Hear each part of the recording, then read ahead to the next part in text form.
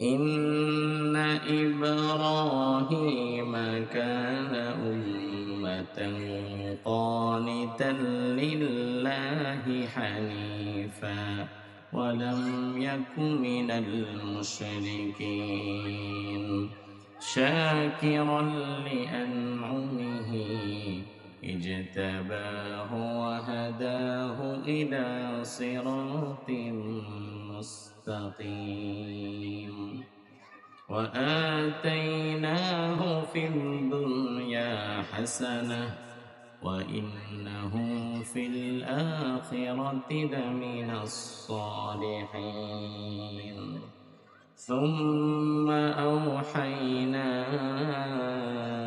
إليك أن اتبع ملة إبراهيم حنيفا وما كان من المشركين وقال تعالى أيضا في القرآن الكريم إن الله وملائكته يصلون على النبي يا أيها الذين آمنوا صلوا عليه وسلموا تسليما نمجل درود قرن اللهم صل على محمد وعلى آل محمد كما صليت على إبراهيم وعلى آل إبراهيم إنك حميد مجيد اللهم بارك على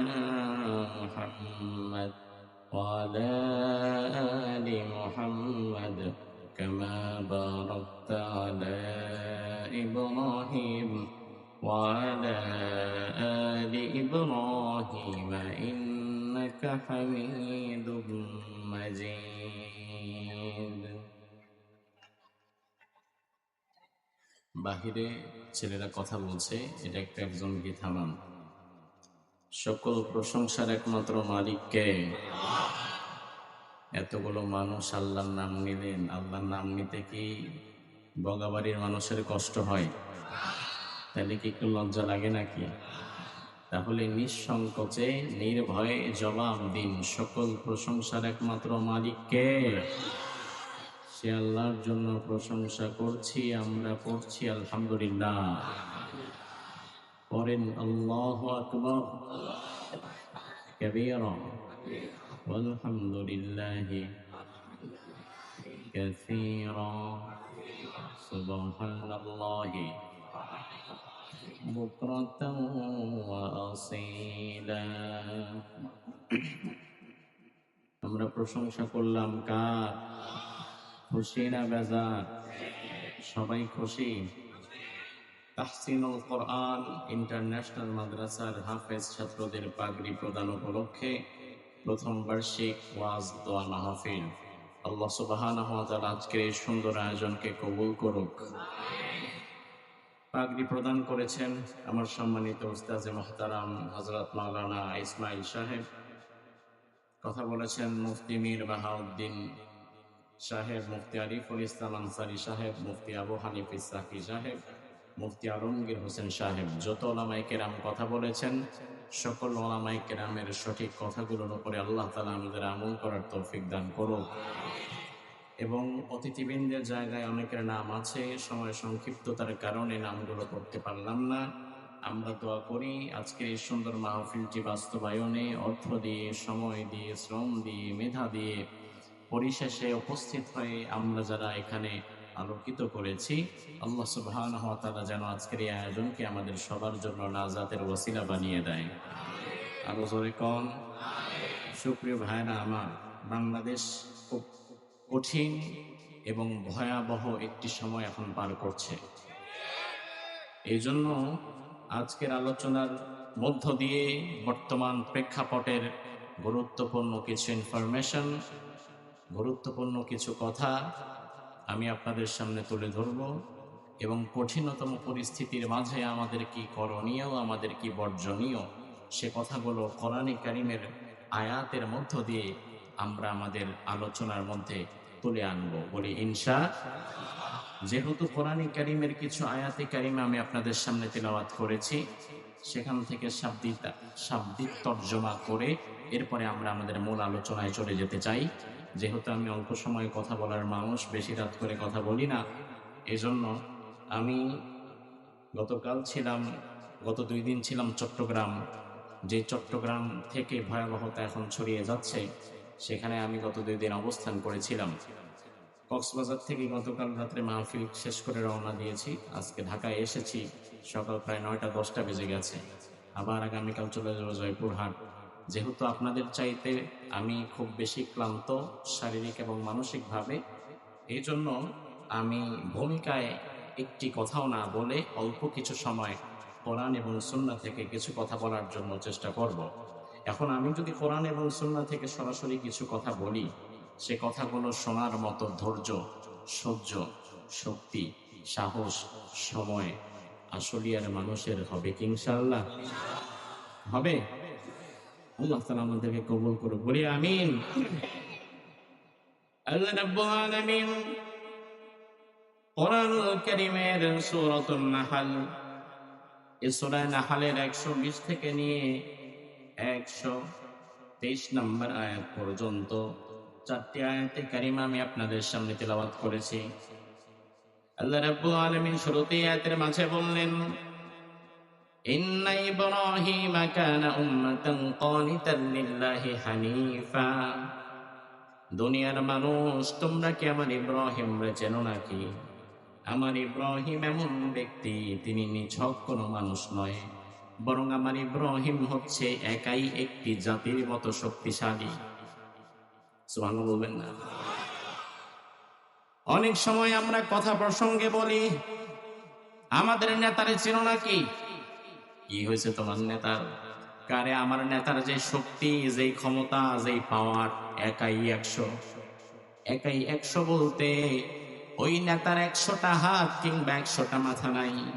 আপনার 2টা হাত যেমন, তার 2টা হাত তেমন।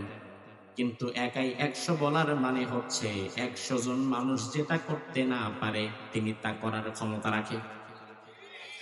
আল্লাহ রাব্বুল আলামিন কোরআনুল কারীমে একজন নবীর ব্যাপারে বলেছেন, ইন্না ইব্রাহিমা কানা উম্মাহ। উম্মাহ শব্দের অর্থ হচ্ছে জাতি, সম্প্রদায়। আমি একা একজন ব্যক্তি, কিন্তু আমরা লক্ষ কোটি মানুষ মিলে একটি জাতি হই। আর সেখানে আল্লাহ তাআলা ইব্রাহিমকে একাই একটি জাতি বলেছেন। আরো জোরে কর। তার মানে আমার আল্লাহ কেমন করে যেন বললেন, আমার ইব্রাহিম একাই 100। শিরকের বিরুদ্ধে, মূর্তির বিরুদ্ধে, দুনিয়ার কুফফার শক্তির মোকাবেলায় ইব্রাহিমের মতো একজন থাকলেই যথেষ্ট। আল্লাহ রাব্বুল আলামিন বললেন, ওয়ালাম ইয়াকু মিনাল মুশরিকিন। আর শিরকের সঙ্গে আমার ইব্রাহিমের কোনো সম্পর্ক। শাকিরান লিআনআমি।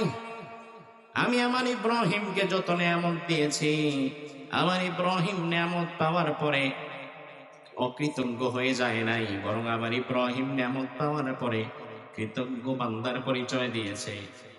এর ফলস্বরূপ ইজতাবাহু, আমি তাকে নির্বাচন করেছি, ওয়া হাদাহু, আমি তাকে হেদায়েত দিয়েছি, ইলা সিরাতিম মুস্তাকিম, সিরাতে মুস্তাকিমের পথের পথিক আমি তাকে বানিয়ে দিয়েছি। সুবহানাল্লাহ। ওয়া আতাইনাহু ফিদ দুনিয়া হাসানাহ। আর আমি আমার ইব্রাহিমকে দুনিয়ার কল্যাণ আমি তাকে দান করেছি।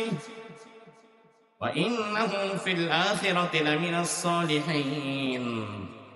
দুনিয়ার কল্যাণ দান করে আখিরাত থেকে বঞ্চিত করে দেই নাই, বরং ইব্রাহিমের সম্মান দুনিয়াতে যেমন আছে, আখিরাতের ময়দানেও আছে না নাই? এরপরে 3টি আয়াত আল্লাহ ইব্রাহিমের সম্পর্কে বললেন।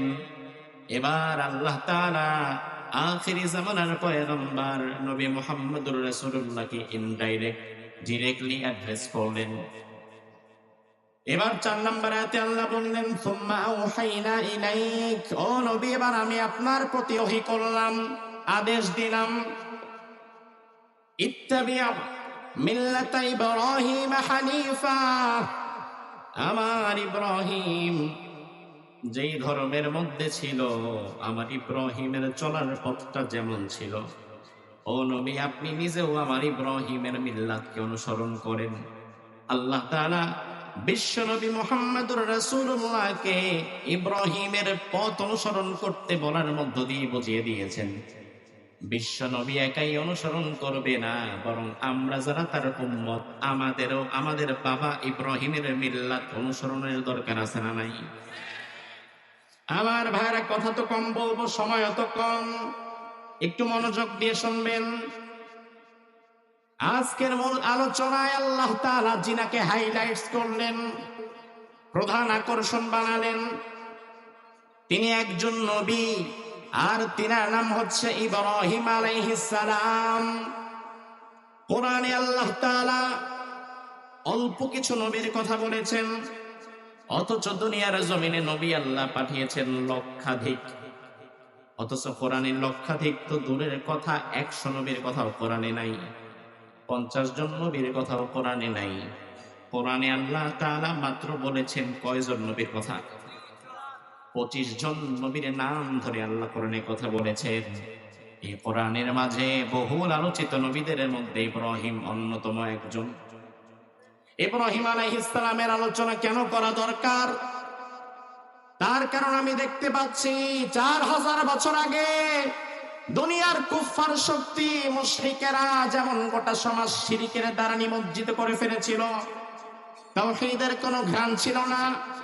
বর্তমানেও আমরা লক্ষ্য করতে পারছি মুশরিকিনেরা একত্রিত হয়ে আমার বাংলাদেশের ভেতরে তারাও নতুন ভাবে ষড়যন্ত্র শুরু করেছে।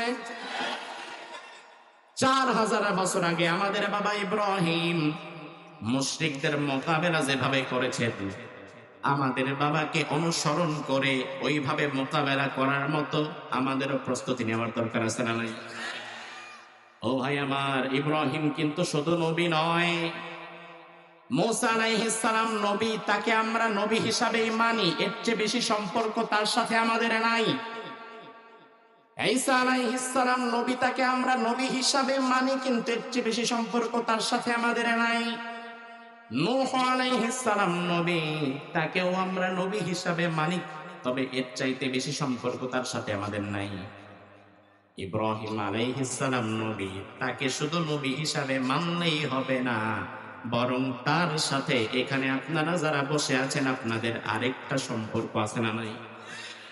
সম্পর্কটা হচ্ছে তিনি আমাদের, জোরে, ইব্রাহিম আমাদের, আর বিগত 16 বছর ছিল অন্য কেউ নাকি? ইব্রাহিম যে আমাদের জাতির পিতা, সেটা কি মোল্লার কথা না আল্লাহর কথা? এই যে 30 পারা কোরআনের মধ্যে সেই সাক্ষ্য আছে না নাই? আমার আল্লাহ বলে, বান্দা মিল্লাতা আবিকুম ইব্রাহিম ওয়া সাম্মাকুমুল মুসলিমিন। ও দুনিয়ার মানুষ শোনে নাও, তোমাদের মধ্যে তোমরা নিজেদেরকে যারাই মুসলমান বলে পরিচয় দিতে পারবা, যারা নিজেদেরকে মুসলমান দাবি করবা, কিয়ামত পর্যন্ত তোমার জাতির পিতা হবে ইব্রাহিম। জাতির পিতাকে আরো জোরে কোন? তবে শর্ত হচ্ছে যদি নিজের মুসলমান দাবি করেন তাহলেই।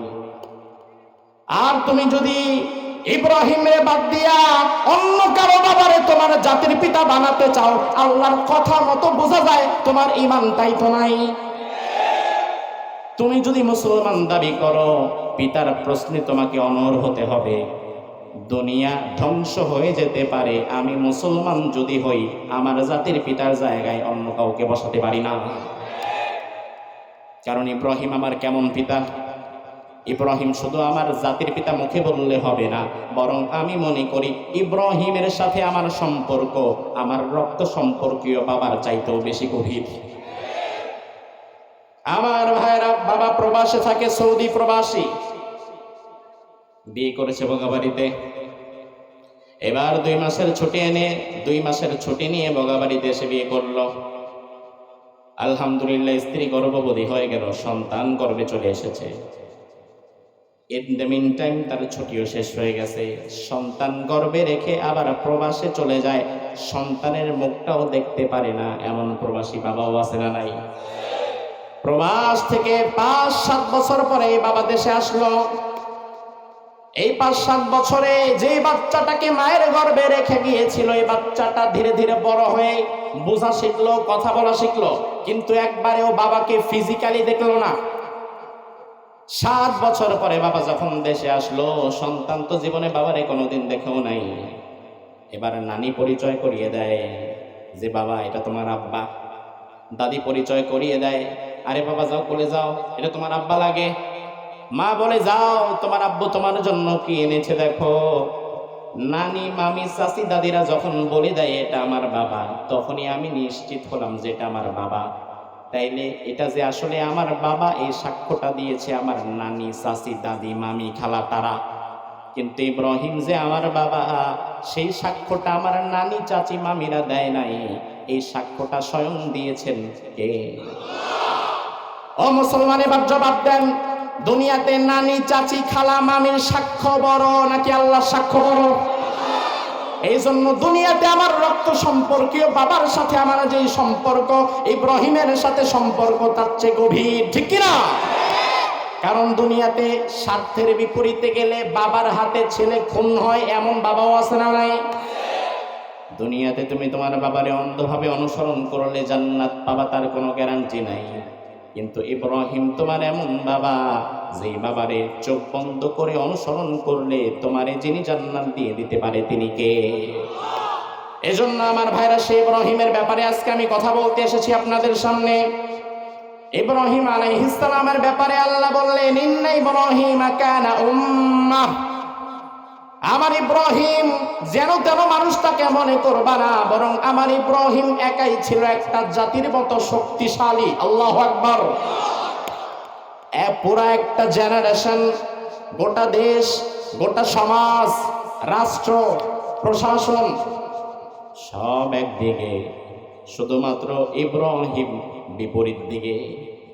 একা ইব্রাহিম দাঁড়িয়ে গিয়েছেন, আর বিপরীতে গোটা দুনিয়া।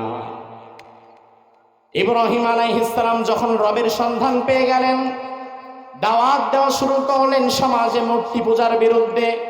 কারণ ইব্রাহিম দেখলেন, আমি যার ঘরে জন্মেছি, আমার বাবা আজর, সেও মূর্তি পূজা করে, মূর্তি বানায়। ইব্রাহিম আলাইহিস সালাম মূর্তির দুর্বলতা, মূর্তির অসারতা বোঝার পরে তিনি সবার আগে সবাইকে দাওয়াত দেওয়া শুরু করলেন। ইব্রাহিম আলাইহিস সালামের দাওয়াত কেউ গ্রহণ করলো না।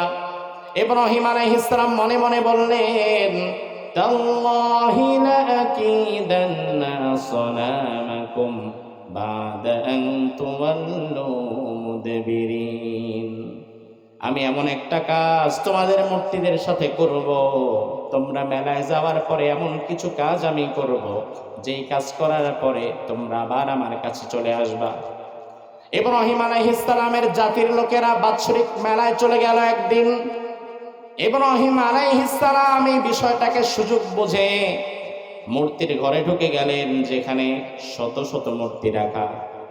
ইব্রাহিম আলাইহিস সালাম 4000 বছর আগে সেই মূর্তির ঘরে গিয়ে কি করলেন না করলেন সেটা তো আমরা দেখিও নাই, কিন্তু সেটা আমাদেরকে যিনি জানিয়ে দিয়েছেন তিনি কে? আমার ভাই, একটু সময়টা খেয়াল রাখেন। ইব্রাহিম আলাইহিস সালাম আজকের যুগের নয়। ইব্রাহিম নবী আজ থেকে 4000 বছর আগে দুনিয়াতে এসেছেন। কয় হাজার? কোরআন নাজিলের 2500 বছর আগে। কোরআন নাজিলেরও 2500 বছর আগে। তাইলে কোরআন নাজিলের 2500 বছর আগে যদি হয়, আর কোরআন নাজিল হয়ে গেছে 150 বছর, 1500 বছর হয়ে গেছে, তাহলে এদিকে 1500, ওদিকে 2500, দুইটা মিলিয়ে কত হয়? 4000। 4000 বছর আগে ইব্রাহিম মূর্তির ঘরে গিয়ে কি করলেন না করলেন সেটা আল্লাহ আমাদেরকে কেন জানালেন? কারণ আল্লাহ তাআলা এজন্য জানালেন, ইব্রাহিমের ঘটনার মধ্যে আমাদের জন্য শিক্ষা আছে না নাই?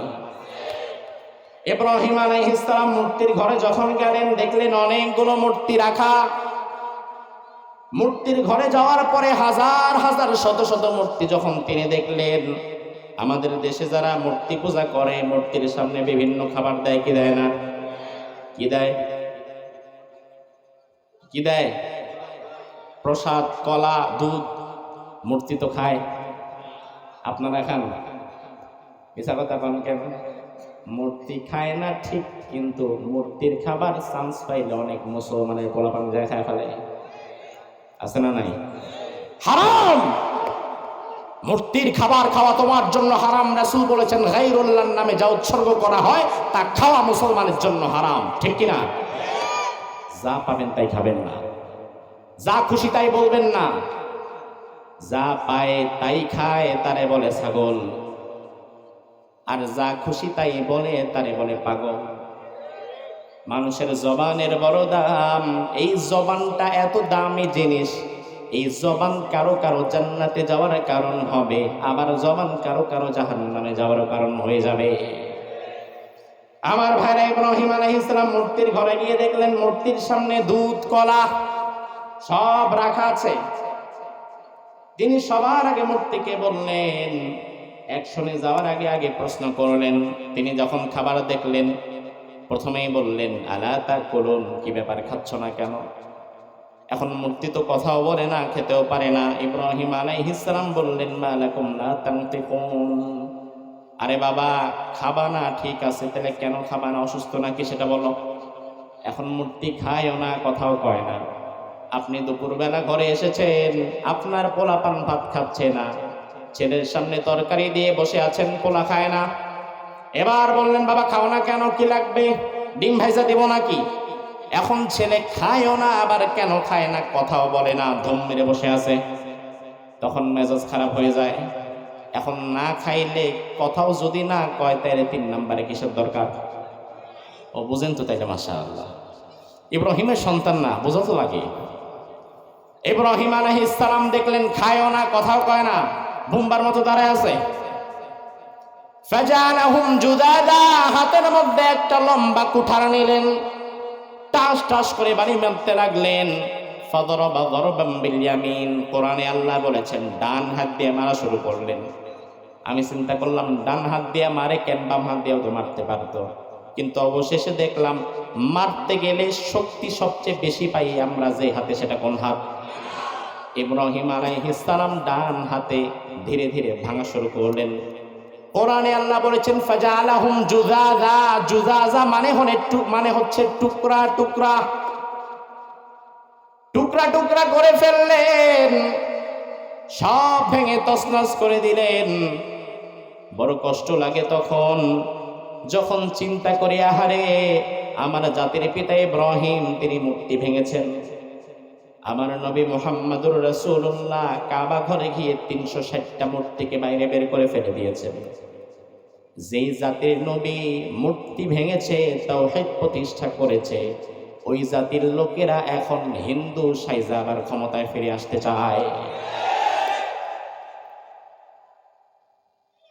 এক সময় নমরুদের ঘরে ইব্রাহিমের জন্ম হতো, এখন তো আমরা দেখতে পাচ্ছি ইব্রাহিমের ঘরে এক একটা নমরুদের জন্ম হয়েছে। আমার ভাইরা ভালো করে বুঝবেন, আপনার রাজনীতি, আপনার ক্ষমতা, আপনার স্ট্যাটাস, আপনার সম্পদ, এই সব থাকবে মাটির উপরে, মাটির নিচে যাবে শুধুমাত্র ঈমান। এই জন্য দুনিয়াতে রাজনৈতিক ক্ষমতা পাওয়ার কারণে ঈমান যে হারাবে তার মতো পোড়া কপাইল্লা আর কেউ নাই। ঈমান হারিও না ভাই। আজ আমরা দেখতে পাচ্ছি আমাদের ছেলেরা ঈমান হারা হয়ে যাচ্ছে, আমার যুবকেরা ঈমান হারা হয়ে যাচ্ছে। আপনারা লক্ষ্য করেছেন সম্প্রতি বাংলাদেশে যে ভয়াবহ ঘটনা ঘটেছে, ইসকন নামক চরম হিন্দুত্ববাদী একটি সংগঠন, তাদের নাম হচ্ছে ইসকন। এই ইসকনের প্রতিষ্ঠাতা ইহুদিরা, যদিও হিন্দুত্ববাদী সংগঠন, তবে ভারতে তার প্রতিষ্ঠা হয় নাই, প্রতিষ্ঠা হয়েছে সেই 1962 সালের দিকে নিউ ইয়র্কে, আমেরিকাতে। সেই ফান্ডিংটা, যত টাকা পয়সা প্রয়োজন একটা সংগঠন চালাবার জন্য, এই সকল টাকা পয়সা দিয়েছে ইসরায়েল। সেই ইসকনের কার্যক্রম বাংলাদেশও আছে, এবং আপনারা শুনলে অবাক হবেন, বিগত 16 বছর যেই স্বৈরাচার আমাদের মাথায় উপরে বসেছিল, এই স্বৈরাচার বিগত 16 বছরই হিন্দুত্ববাদী উগ্রপন্থী সংগঠন ইসকনকে মদদ দিয়ে লালন পালন করেছে, যার ফলস্বরূপ যখন স্বৈরাচার বিদায় হয়েছে ইসকন তখন মাঠে নেমেছে মুসলমান এবং হিন্দুদের মাঝে দাঙ্গা হাঙ্গামা ফাসাদ লাগিয়ে দেওয়ার জন্য, সাম্প্রদায়িক সম্প্রীতি নষ্ট করে রায়ট বাজাবার জন্য। ইসকনের বহিষ্কৃত একজন বেয়াদব চিন্ময় কৃষ্ণ দাস গত 2 দিন আগে শাহজালাল এয়ারপোর্ট থেকে প্রশাসন তাকে গ্রেফতার করে ঘৃণ্য কিছু অপরাধের কারণে। ছোট শিশু বলাৎকার সহকারে নানাবিধ খারাপ কিছু অপরাধের কারণে চিন্ময় কৃষ্ণ দাসকে প্রশাসন গ্রেফতার করে নিয়ে যায় চট্টগ্রাম আদালতে। সৌভাগ্য কিংবা দুর্ভাগ্যজনক ভাবে সেই দিন আমিও ছিলাম চট্টগ্রামে। গত 2 দিন টানা আমার মাহফিল ছিল চট্টগ্রামে, এজন্য চট্টগ্রামের পরিবেশ পরিস্থিতি খুব কাছ থেকে দেখে এসেছি। চিন্ময় কৃষ্ণ দাসকে যখন গ্রেফতার করে চট্টগ্রাম আদালতে ওঠানো হচ্ছিল, তখন ইসকনের ব্যানারে হিন্দুদের মতো পোশাক পরিচ্ছেদ পরে হাজার হাজার মানুষ আদালত প্রাঙ্গণ ঘেরাও করে ফেলেছে যে চিন্ময় কৃষ্ণ দাসকে আমরা আদালতে তুলতে দিতে পারি না, তাকে প্রশাসন থেকে ছাড়িয়ে নিবে। ছাড়াতে তো পারলো না। তখন তারা টার্গেট করলো, আচ্ছা দেখি চিন্ময় কৃষ্ণ দাসের বিরুদ্ধে আইনজীবী হিসাবে মুসলমানদের পক্ষ থেকে কে দাঁড়ায়। তারা দেখতে পেল আইনজীবী হিসাবে, রাষ্ট্রপক্ষের আইনজীবী হিসাবে যেই ব্যক্তি দাঁড়িয়েছিলেন তিনি একজন মুসলমান। তার নাম হচ্ছে অ্যাডভোকেট সাইফুল ইসলাম আলিফ। নামটা শুনেছেন? একজন মুসলমান অ্যাডভোকেট, তিনি দাঁড়িয়েছেন চিন্ময়ের বিরুদ্ধে তার অপরাধ প্রমাণ করার জন্য। দুপুরবেলা জোহরের নামাজের পরে লাঞ্চ টাইমে আদালত চত্বরের সাথেই উগ্রপন্থী ইসকনের পোশাক পরিহিত সে সকল সন্ত্রাসীরা দুপুরবেলায় সাইফুল ইসলাম আলিফকে, একজন মুসলমানকে ফেলে গরু যেমন জবাই করা হয় সেইভাবে পায়ের নিচে চেপে ধরে জবাই করে দিয়েছে। এই দৃশ্য যখন দেখতে পেলাম তখন আমি গাড়িতে চট্টগ্রাম শহর পার হচ্ছি, আমার কানে খবর এলো যে আদালত প্রাঙ্গণে মুসলমানদের আইনজীবী সাইফুল ইসলাম আলিফকে হিন্দুরা জবাই করে দিয়েছে। অথচ ভাই তোমরা তো নিরামিষ ভোজী, তোমরা তো মনে করো প্রাণী হত্যা করা ঠিক না, তোমরা মুসলমানকে কিভাবে হত্যা করলা? আমার ধর্ম আমাকে শিখিয়েছে সাম্প্রদায়িক সম্প্রীতি। যদি আমার ধর্ম আমাকে উগ্রপন্থা আর সন্ত্রাসী কার্যক্রম শেখাতো, স্বাধীনতার 52 বছরে এই দেশে কোনো হিন্দুর বসবাস করতে পারতো না। 52 বছর তো দূরের কথা, তোমাদেরকে বিতাড়িত করতে 52 মিনিট আমাদের লাগতো না।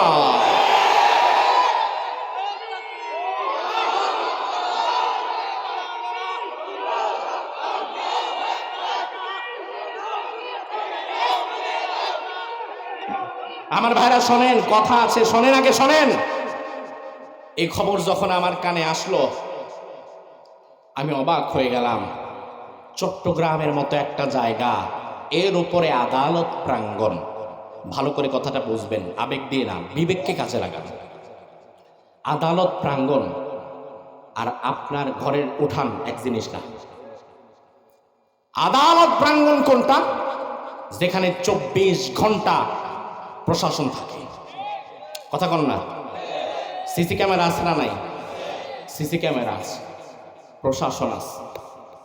আমাদের প্রশ্ন হচ্ছে, এতগুলো সিসি ক্যামেরার সামনে প্রশাসনের নাকের ডগায় সাইফুল ইসলাম আলিফকে যদি হিন্দুরা জবাই করতে পারে, এতে তো প্রমাণ হয় প্রশাসনের ভেতরে ভারতের ইসকনের দালাল ঢুকে গেছে।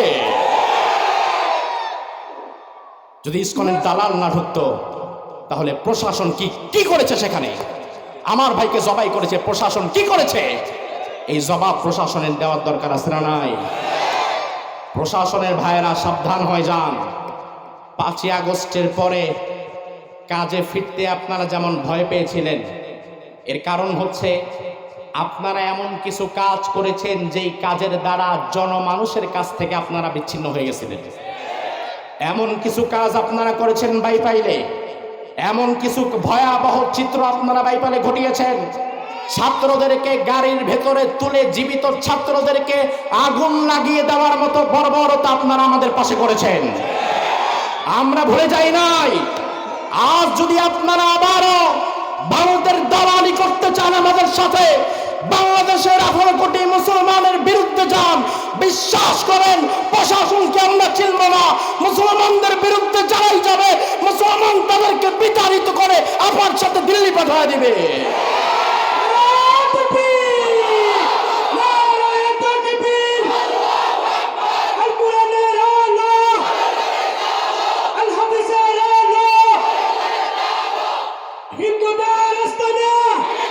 এই থামেন, স্লোগান হয় নাই। হিন্দুদের আস্তানা ঘোরাবার জন্য আমরা কথা বলি না। হিন্দু তো আমার পাশে যে আছে, সাধারণ হিন্দুর কোনো দোষ নাই, দোষ হচ্ছে উগ্রপন্থী ইসকনের হিন্দুদের, উগ্রপন্থী ইসকনের হিন্দুদের। আর তার সাথে তাল মিলিয়েছে স্বৈরাচারের রেখে যাওয়া কিছু এতিম সন্তানেরা। দোষ তো তাদের। সাধারণ হিন্দুদের বিরুদ্ধে কি আমাদের কোনো কথা আছে? না, বরং এই 53 বছরের বাংলাদেশ পৃথিবীতে এক অনন্য নজির স্থাপন করেছে। 53 বছরের বাংলাদেশে মুসলমান 92%, হিন্দু 5%, কিন্তু একই সাথে মুসলমানের রোজা আর হিন্দুর পূজা একই সাথে হয়েছে। এমন দৃশ্য আছে না নাই? আমার পাশে মসজিদ, তার পাশে মন্দির, তার পাশে কবরস্থান, তার পাশে গির্জা। আমাদের মাঝে কোনো হানাহানি নাই, মারামারি নাই, বিদ্বেষ নাই। আমরা যদি বিদ্বেষ পোষণ করতাম, এই দেশে হিন্দুরা ব্যবসা তো দূরের কথা, বাঁচার জন্য অক্সিজেনটাও পেত না। তাহলে সমস্যা করছে কারা? সমস্যা করছে ওই যে স্বৈরাচারের রেখে যাওয়া কিছু এতিম বাচ্চারা। এতিম বললাম কেন? শরিয়াতের পরিভাষায় যেই শিশু নাবালক অবস্থায় মা হারায়, বাবা হারায়, সেরাই পরিভাষায় শরীয়ত তারে কয় এতিম। কি কয়? বাপ তো হারাইছে অনেক আগে, মা কি আছে? আমি তো জানি না মা কি আছে, কই গেছে? হায় আল্লাহ, মাও পালাইছে, বাপও নাই, মাও নাই। সে সকল নাবালক স্বৈরাচারের এতিম সন্তানেরা মুসলমানের বাচ্চা, অথচ ইসকনের সাথে দাঁড়িয়ে যায়, হিন্দুর সাথে সেজে যায়। আমি বলি আল্লাহ, মুসলমানের বাচ্চা হয়ে হিন্দুর কাতারে যে দাঁড়াতে পারে, ওর মৃত্যুটা তুমি হিন্দু অবস্থায় দিয়ে দাও।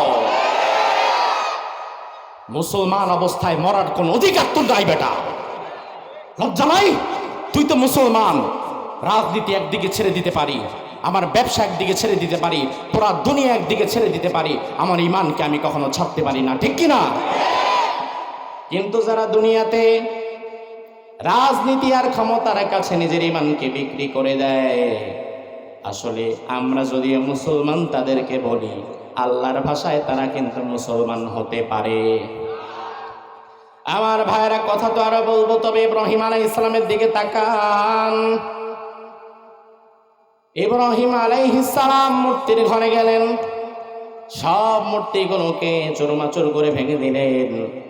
ফাজালাহুম জুদাদা, সবগুলো চুরমাচুর করে, ইল্লা কাবীরাল লাহুম, সবচাইতে বড় মূর্তিটাকে তিনি ভাঙলেন না, ছেড়ে দিলেন। ওই বড় মূর্তির ঘাড়ে ইব্রাহিমের যেই কোঠারটা ছিল, ভাঙার যেই অস্ত্র, সেই অস্ত্রটা বড় মূর্তির ঘাড়ে ইব্রাহিম রেখে দিলেন। অবস্থা দৃষ্টিতে তাকালে মনে হয় যেন এই টোটাল ধ্বংসযজ্ঞটা চালিয়েছে বড় মূর্তিটা, যেটার হাতে অস্ত্র আছে। আমার ভাই ইব্রাহিম আলাইহিস সালাম চলে গেলেন। ব্যাপারটা লক্ষ্য করেন, ইব্রাহিম কি কারণে মূর্তি ভেঙেছেন সেটাও বোঝার দরকার।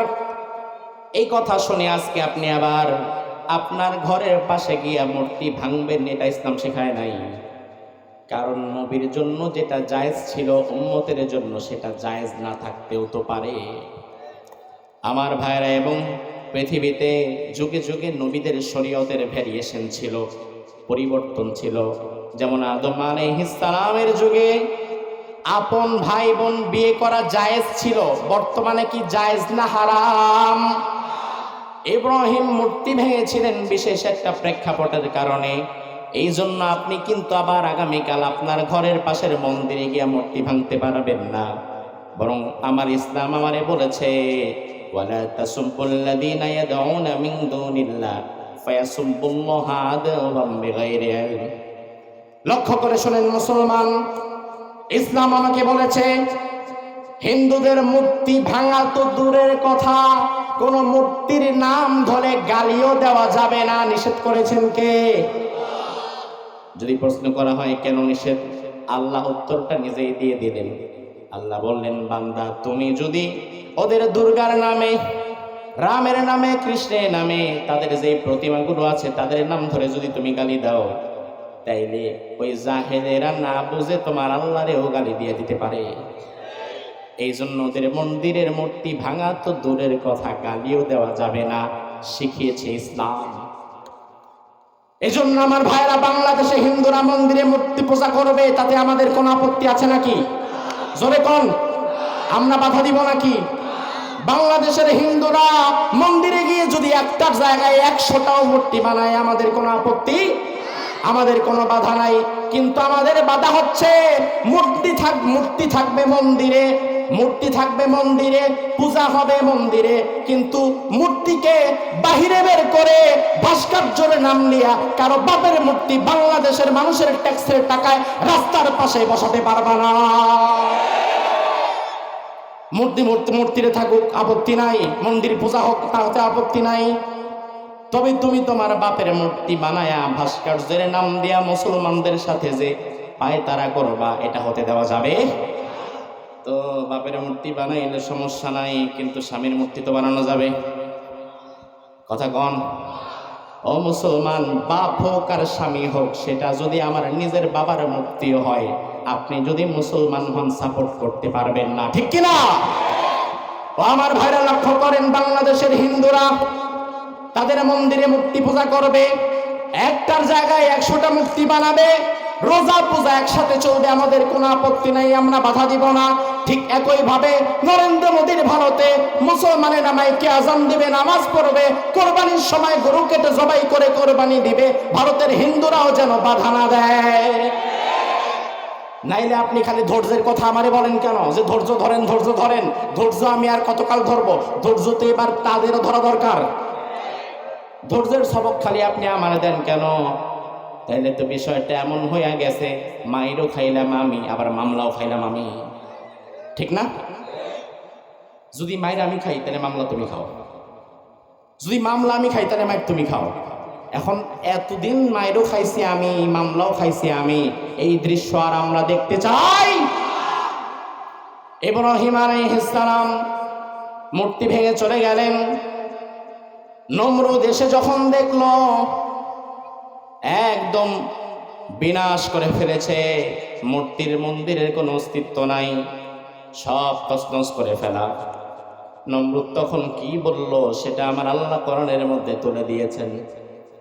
মূর্তির বেহাল দশা দেখে সবার আগে নমরুদ বলল, মান ফাআলা হাযা বিআলিহাতিনা ইন্নাহু লামিনাল যালিমিন।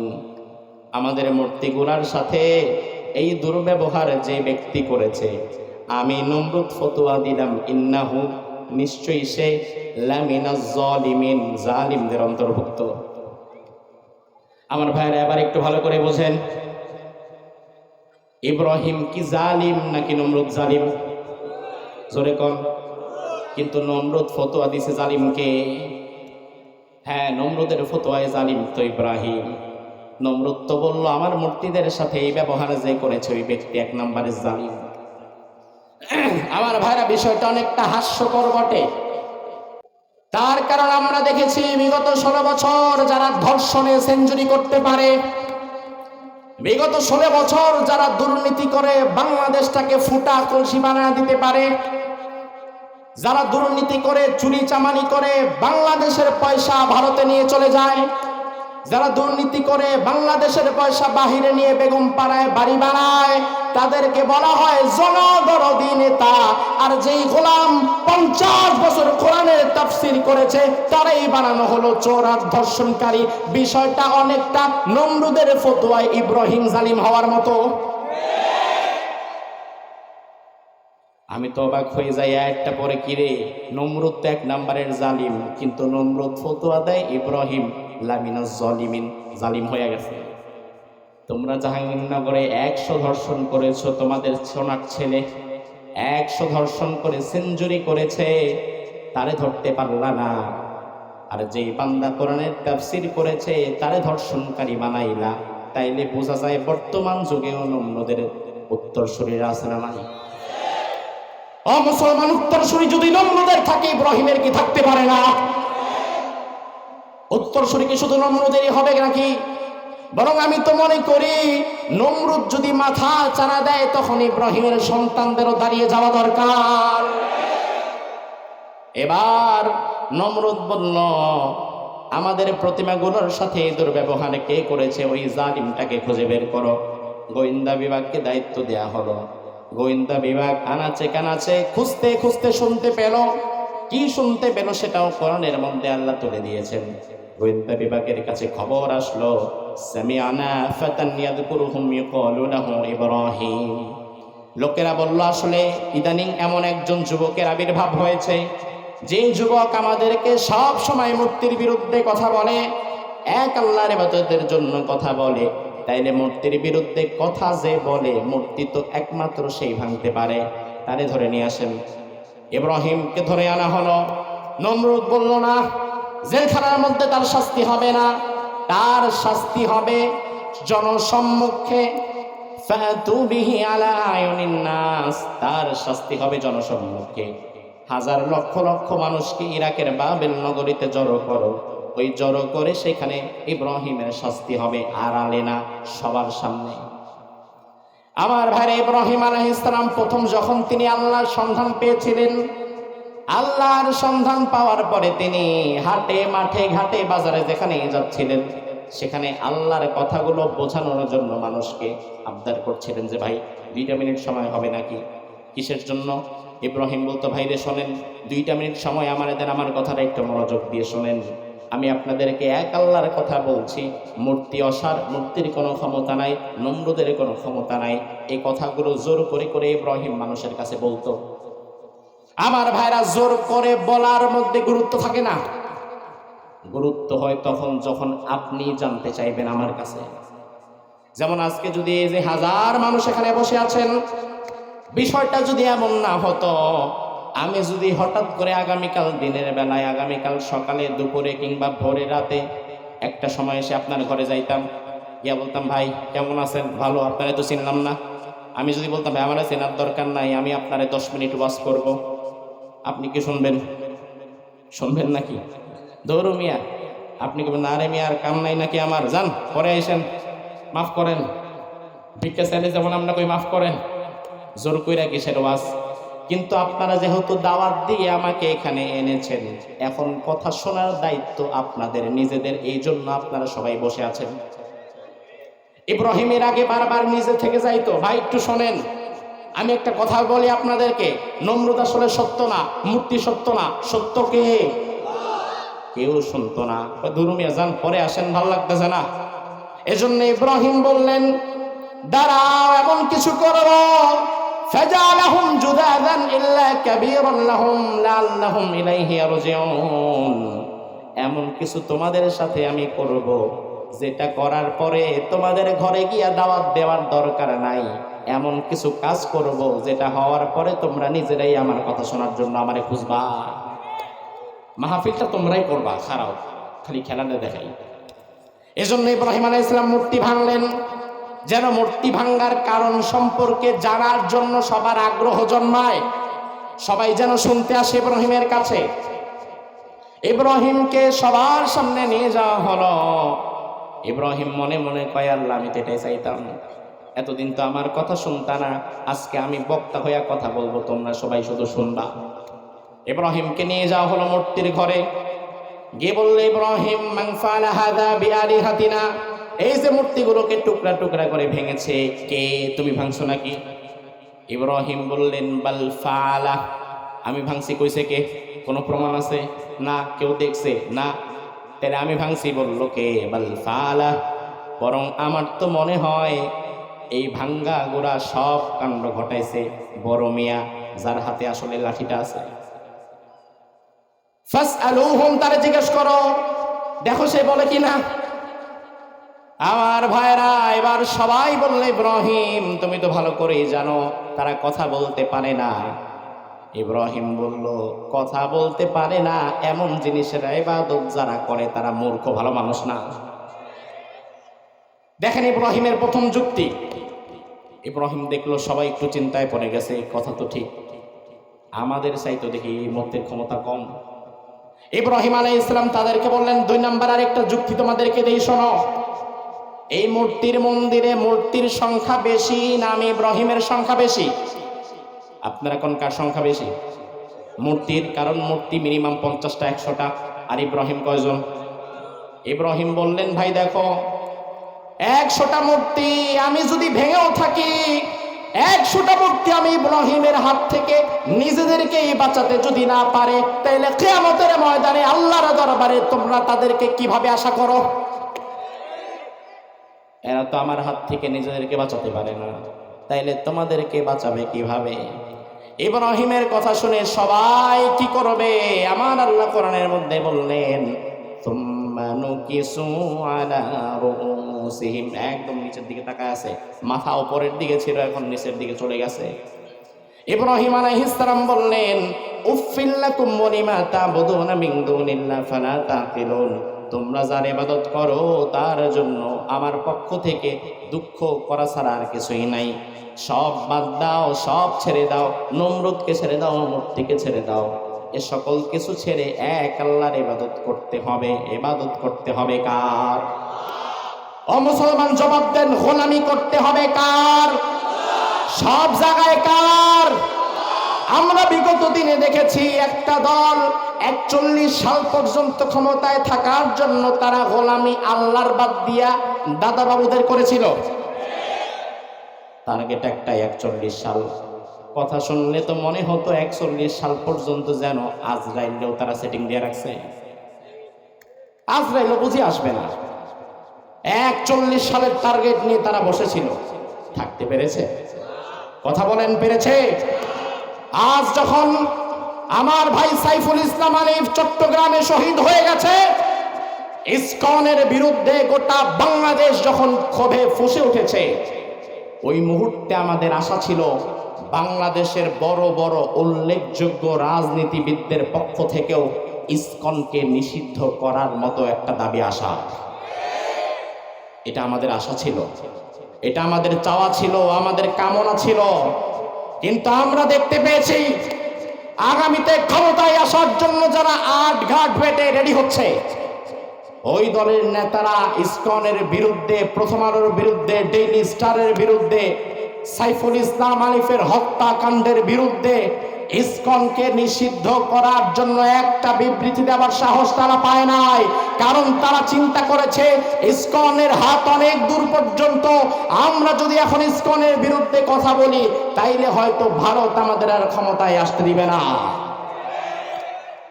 আমি আজ কোরআনের এই মাহফিল থেকে আপনাদেরকে বলতে চাই, আপনারা যদি আগামী দিন বাংলাদেশে রাজনীতি করতে চান, আপনারা যদি চান আগামীতে নির্বাচিত সরকার গঠন করে 56,000 বর্গ মাইল আপনারা পরিচালিত করবেন 5 বছরের জন্য, তাহলে ভারতের পাঁচাটা বাদ দেন, আমেরিকার পাঁচাটা বাদ দেন, সাইফুল ইসলাম আলিফের পক্ষে, ইসকন নিষিদ্ধের পক্ষে আপনারা আওয়াজ তুলেন, কথা বলেন। কারণ বিশ্বাস করেন ভারত আপনার ক্ষমতায় আনার মতো কেউ না। কারণ বাংলাদেশের ক্ষমতায় কে আসবে আর কে যাবে এটা ঠিক করবে বাংলাদেশের 18 কোটি মুসলমান।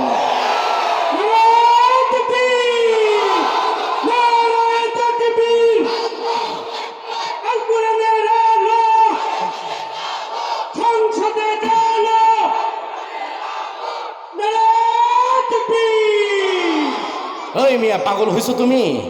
ভারতের পা চাটতেছো, ইসকনের বিরুদ্ধে কথা বলো না ভয়ে?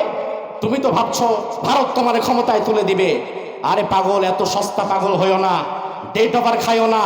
তার কারণ ভারত যদি তোমার ক্ষমতায় আনার মালিক হইতো তাইলে তোমারে কেন বিগত দিনের স্বৈরাচারকেই তো রাখতো। তুমি কিসের স্বপ্ন দেখো মিয়া? এই 56,000 বর্গ মাইল এটা ভারতের কোন অঙ্গরাজ্য না যে ভারতকে মেপে মেপে আমার কথা বলতে হবে। বরং আজকে সাইফুল ইসলাম আলিফকে শহীদ করা হয়েছে চট্টগ্রামে। আপনি চিন্তা করবেন আমার আশুলিয়ার কি হয়েছে, আমি তো ঢাকায় থাকি, আমার কি হয়েছে? সাইফুল ইসলাম আলিফকে তো আমি চিনি না, সে আমার কি? তার জন্য আমি কেন কথা বলবো? তার জন্য আমি কেন প্রতিবাদ করব? ও মুসলমান, প্রতিবাদ তুমি এই জন্যই করবা, রাসূল বলে গিয়েছেন আল মুসলিমুনা কাজাসাদিন ওয়াহিদ, দুনিয়ার মুসলমান একটা দেহের ন্যায়। এই দেহে মাথায় আঘাত পেলে পা পর্যন্ত খবর হয়ে যায়, চট্টগ্রাম আক্রান্ত হলে সেই রূপসা থেকে পাথুরিয়া পর্যন্ত খবর হয়ে যাবে। সাইফুল ইসলাম আলিফ জীবনে হয়তো আপনি তার নামও শোনেন নাই, চোখেও দেখেন নাই, তার সাথে কোনো আত্মীয়তা নাই, কিন্তু তার সাথে আছে আপনার দ্বীনি বন্ধন, যেই দ্বীনি বন্ধন রক্তের বন্ধনের চাইতেও বেশি গভীর। তার কারণ কিয়ামতের ময়দানে রক্তের বন্ধনগুলা পালায়া যাবে, ভাই পালায়া যাবে, বোন পালায়া যাবে। আমার আল্লাহ কোরআনের মধ্যে বললেন, ইয়াউমা ইয়াফিরুল মারউ মিন আখি ওয়া উম্মিহি ওয়া আবি ওয়া সাহিবাতিহি ওয়া বানি। ওই কিয়ামতের ময়দানে ভাই পালায়া যাবে, আপন বোন পালায়া যাবে, মা বাবা পালায়া যাবে। আমরা বললাম আল্লাহ কেউ কি আমার পরিচয় দিবে না? আল্লাহ বললেন, বান্দা ভয় পাবা না। الأخلاء يومئذ بعضهم لبعض عدو إلا المتقون। ওই কিয়ামতের কঠিন ময়দানে শুধু তোমার পরিচয় দিবে তোমার মুত্তাকি দিনদার বন্ধু, যার সাথে তোমার দ্বীনি ভ্রাতৃত্ব দ্বীনি সম্পর্ক ছিল। এই জন্য কিয়ামতের ময়দানে মা বাবা যেখানে পালায়া যাবে, আমার দ্বীনি ভাই যদি সেখানে আমার পাশে দাঁড়ায়, তাইলে তো আমি মনে করি আমার রক্ত সম্পর্কীয় আত্মীয়র চাইতে আমার দ্বীনি সম্পর্কে আত্মীয় আরো বেশি দরকার, ঠিক না? সাইফুল ইসলাম আলিফ আমার দ্বীনি সম্পর্কের আত্মীয়, আমার ভাই। আমার ভাইকে তোমরা যারা চট্টগ্রামে জবাই করে দিয়েছ, তোমরা মনে করবা না এমনি এমনি পার পেয়ে যাবা, কারণ এটা বাংলাদেশ, এটা নরেন্দ্র মোদীর গুজরাট কিংবা কাশ্মীর নয়, এটা পৃথিবীর অন্য কোনো দেশ নয়, এটা বাংলাদেশ। আমরা প্রশাসনকে, আমি গতকালের আগের দিন ঘটনা যেদিন ঘটছে ওই দিন রাত্রে চট্টগ্রামে তো মাহফিল, আর আমাদের মাহফিলগুলোতে পুলিশরাও দেখি গাড়ি নিয়ে চলে আসে। তো প্রশাসনের ভাইরা যারা এসেছে, উপস্থিত হাজারো জনতা, তাদেরকে সাক্ষী রেখে প্রশাসনকে পাশে রেখে আমি চট্টগ্রামে বলে এসেছি, প্রশাসনকে আমি বললাম, আমরা আইনের প্রতি শ্রদ্ধাশীল, আমরা আইন নিজের হাতে তুলে নিচ্ছি না। তুলে নিলে একদিনও লাগতো না চট্টগ্রামে ইসকনের ইউআর খুঁজে পাইতেন না, একদিনও লাগতো না। আমরা আইনের প্রতি শ্রদ্ধাশীল, তবে আমরা প্রশাসনকে বললাম, অতি দ্রুত স্বৈরাচারের এতিম সন্তান এই কাজের সাথে যারা ছিল, সে সকল ছাত্রলীগ, যুবলীগ এবং আওয়ামী লীগের দালাল যারা ওই কাজের সাথে ছিল, এবং ইসকনের দালাল যারা আমার ভাইকে জবাই করেছে, অতি দ্রুত তাদেরকে ধরে বিচারের কাঠ গড়ায় দাঁড় করাতে হবে। এটা যদি না পারেন, গোটা বাংলাদেশে দহলের মতো দাউ দাউ করে আগুন জ্বলবে।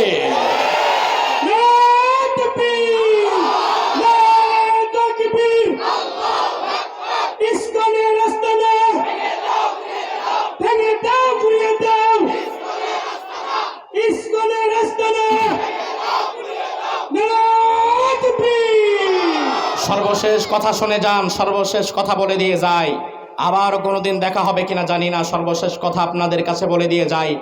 আমার ভাইরা, সাধারণ হিন্দুদের বিরুদ্ধে আমাদের কোনো কথা নাই, সাধারণ হিন্দুদের সাথে আমাদের কোনো শত্রুতা নাই, বরং আমি এখনো যার বাসায় ভাড়া থাকি ওই বেটা হিন্দু, আমি আমি আমি এখনো যার বাসায় ভাড়া থাকি বেটা হিন্দু, এখনো হিন্দুদের সাথে আমরা মিলেমিশে আছি। আমি সাভার বাস স্ট্যান্ড কেন্দ্রীয় মসজিদে জুমার খুতবা দেই, সেখানের খতিব আমি। সাভার বাস স্ট্যান্ড কেন্দ্রীয় মসজিদের সাথেই সাভারের বিখ্যাত হিন্দুর মিষ্টির দোকান যোগেশ মিষ্টান্ন ভাণ্ডার, প্রতি শুক্রবারে সেখানে আমি যাই। হিন্দুদের সাথে এদেশে যারা সাধারণ হিন্দু, তাদের বিরুদ্ধে আমাদের কোনো কথা নাই, আমরা ভাই মিলেমিশে আছি, আমাদের মধ্যে কোনো শত্রুতা নাই, আমাদের মধ্যে রয়েছে চরম সুন্দর একটি ভ্রাতৃত্ব। তবে আমাদের কথা হচ্ছে ইসকনের সেই সন্ত্রাসীদের বিরুদ্ধে, ঠিক কিনা? ইসকন নামক এই সংগঠন বর্তমানে দেশকে অস্থিতিশীল করার জন্য হিন্দু এবং মুসলমানের মাঝে রায়ট বাঁধাতে চায়, দাঙ্গা বাঁধাতে চায়, সাধারণ হিন্দুদেরকে ইসকন বসাতে চায়। সাধারণ হিন্দুরা আমাদের পক্ষে চলে আসেন, সবাই মিলে আমরা আন্দোলন করব, আমরা হিন্দুদের দাবির পক্ষে আন্দোলন করব। সাধারণ হিন্দু ভাইদেরকে বলি, আল্লাহর ওয়াস্তে ইসকনের পাতা ফাঁদে পা দিবা না, নয়তো দুই নৌকায় পা দিলে যেমন সেগায় যায় ওই রকম সেগায় যাবা, আমও হারাবা সালাও হারাবা, সাথে রশিও নাই, সব হারাবা। তার কারণে ইসকন বাংলাদেশে মূলত ইসকন হিন্দুদের অধিকার প্রতিষ্ঠার জন্য কাজ করে, এটা আমি বিশ্বাস করি না। হিন্দুদের অধিকার প্রতিষ্ঠার জন্য, বাংলাদেশে হিন্দুদের অধিকার প্রতিষ্ঠার জন্য ইসকন কাজ করে না। যদি কাজ করত, বিগত দিনে সোনার ছেলেরা যখন বিশ্বজিৎকে রাস্তায় কুপিয়ে মেরেছে, ইসকন তখন চুপ করে বসেছিল কেন? জবাব দাও। বিগত দিনে গয়েশ্বরচন্দ্র রায়, নিপুণ রায়কে যখন রিমান্ডে 7 ডিগ্রি দিত, তখন ইসকন চুপ করে বসেছিল কেন? জবাব দাও। গত সপ্তাহে বাংলাদেশের বর্ডারে বাংলাদেশের নাগরিক 2জন হিন্দু যুবককে ভারতের বর্ডার গার্ড গুলি করে মেরে ফেলেছে, তার বিরুদ্ধে ইসকনের কোনো প্রতিবাদ নাই। এতেই প্রমাণ হয় ইসকন মূলত সাধারণ হিন্দুদের অধিকার প্রতিষ্ঠার জন্য নয়, ইসকন মূলত কাজ করছে স্বৈরাচারকে আবার ফিরিয়ে আনার জন্য। এত সহজ, এত সহজ, এত সহজ। দুনিয়ার স্বৈরাচার ছিল নমরুদ, বিদায় হয়ে গেছে, ফিরে আসে নাই। দুনিয়ার স্বৈরাচার ছিল ফিরাউন, বিদায় হয়ে গেছে, ফিরে আসে নাই। দুনিয়ার স্বৈরাচার ছিল আবু জাহাল, বিদায় হয়ে গেছে, ফিরে আসে নাই। ও ঢাকা শহরের মানুষ, আল্লাহর কোরআন হাতে নিয়ে তোমাদেরকে শুনিয়ে দিতে চাই, 16 বছরের স্বৈরাচার বিদায় হয়েছে, আর কোনদিন ফিরে আসবে না, আসবে না, আসবে না।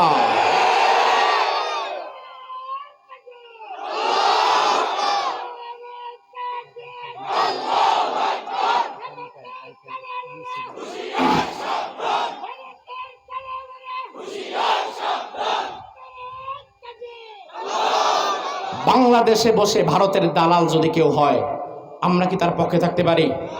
চিন্ময় কৃষ্ণ দাস বাংলাদেশের নাগরিক, তাকে যখন প্রশাসন গ্রেফতার করেছে, গ্রেফতার করার পরে ভারতের হাই কমিশন পর্যন্ত বিবৃতি দিয়েছে, চিন্ময় কৃষ্ণ দাসকে কেন বাংলাদেশ গ্রেফতার করলো, তার জবাব দাও।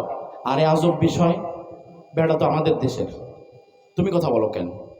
আমাদের দেশের মানুষকে যখন অন্যান্য মানুষকে আমরা গ্রেফতার করি, তুমি তো কথা বলো না। অন্যান্য বিশ্বজিৎকে মেরে ফেলা হয়েছে, ভারতীয় হাই কমিশনের কোনো কথা নাই। গয়েশ্বরচন্দ্র রায়, নিপুণ রায়কে দিনরাত পিটানো হইতো, ভারতীয় হাই কমিশনের কথা নাই। সীমান্তের কাঁটাতারে হিন্দু যুবকের লাশ ঝুলেছিল, ভারতের হাই কমিশনের কথা নাই। কিন্তু ইসকনের সেই ব্যক্তি, তাকে গ্রেফতার করার পরে ভারতের হাই কমিশন যখন কথা বলে, তখন তো আমরা সুস্থ বিবেকে বুঝে নিতে পারি আসলে যারে ধরা হয়েছে সে এই দেশে থাকলেও সে মূলত তোমার দালালি করত। নয়তো তুমি কথা বলো কেন? আমাদেরকে, এই যে আমরা যারা মাশাআল্লাহ টুপিদারিওয়ালা, আমাদেরকে অতীতে এখনো কিছু জানোয়ার এমন আছে, আমাদেরকে সুযোগ পাইলেই ঠেস দিয়ে একটা গালি দিয়ে বসে, আমরা আলেমরা, আমরা হুজুরেরা, আমরা নাকি পাকিস্তানপন্থী। এমন কথা আছে না নাই? কয় পাকিস্তান প্রেমী, পাকিস্তানের প্রেম এখনো ছাড়তে পারেন নাই। অথচ স্বাধীনতার 53 বছরে কোনো আলেম পালিয়ে পাকিস্তানে যায় নাই, গেছে? বিগত 16 বছর আলেমদের উপরে কি অত্যাচার কম হয়েছে? জুলুম কম হয়েছে?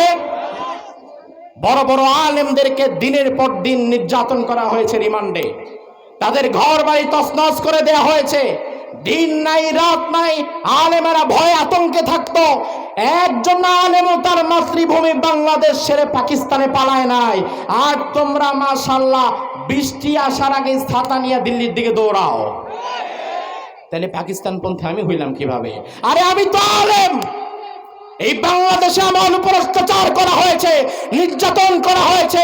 আমরা দেখেছি বিশ্বনন্দিত মুফাসসিরকে গোটা দুনিয়ার বড় বড় কান্ট্রিগুলো নেওয়ার জন্য অফার করেছে, তিনি যেতে চায় নাই, তার মৃত্যু হয়েছে বাংলাদেশে। আর তুমি একটু ব্যতিক্রম দেখার সাথে সাথেই দিল্লি পালায়া গেছো, এতেই প্রমাণ হয় তুমি মূলত বাংলাদেশপন্থী ছিল না, তুমি ছিলাই মূলত ভারতপন্থী। এজন্য বাতাস আসার আগেই তোমার দৌড় শুরু হয়ে গেছে। আর আমি তো মনে করি আমার যদি মরতেও হয় বাংলাদেশ ছাড়া মরার জন্য আমার কোনো জায়গা নাই, মরা লাগলে এই মাটিতেই মরতে হবে। এটাই দেশপ্রেম, এটাই দেশপ্রেম।